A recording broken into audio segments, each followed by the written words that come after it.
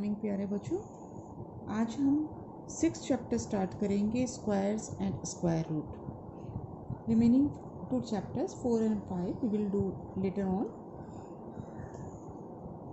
Square numbers. If a natural number n can be expressed as n square, where n is also a natural number, then m is a square number. It means if you can write any natural number as the square of some other natural number, किसी natural number को किसी दूसरे natural number के square के form में लिख सकते हैं अगर, तो उसे हम परफेक्ट स्क्वायर नंबर कहेंगे। जैसे 25 can be written as 5 square, 36 can be written as 6 square, 49 7 square, 121 11 square. So these numbers they are called perfect square numbers. 23, 32, 15, 17, 8. These are the numbers which cannot be written as the square of other natural numbers. So such numbers they are not square numbers. Now here in the book we are given the square of first 20 numbers.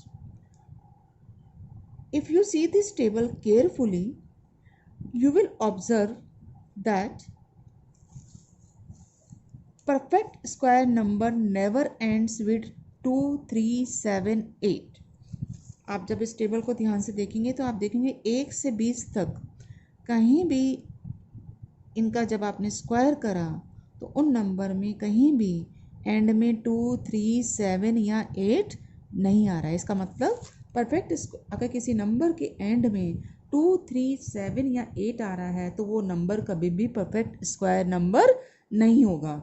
जैसे अभी हमने ऊपर भी देखा है 30 इन numbers में 2, 3, 5, 7, 8 है तो ये परफेक्ट स्क्वायर नहीं होंगे।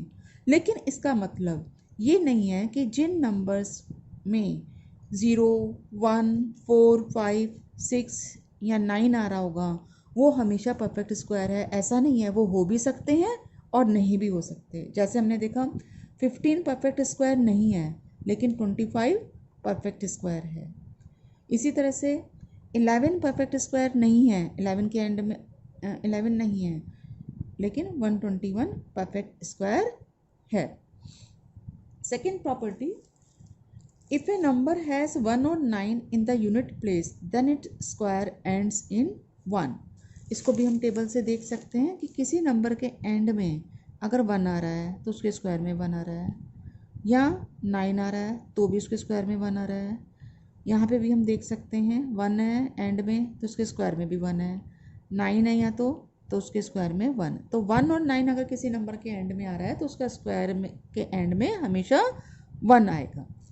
Next property is if A number has 4 or 6 in unit place then its square ends in 6.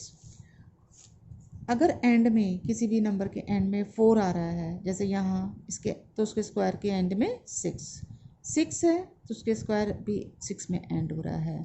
14 देखिए इसके स्क्वायर में लास्ट में 6 आ रहा है। इसी तरह से 16 देखिए इसके स्क्वायर में लास्ट में 6 आ रहा है। तो अगर किसी भी नंबर के एंड में 4 या 6 है तो उसका स्क्वायर हमेशा 6 में एंड होगा। Next is square of even number is even end of odd number is odd.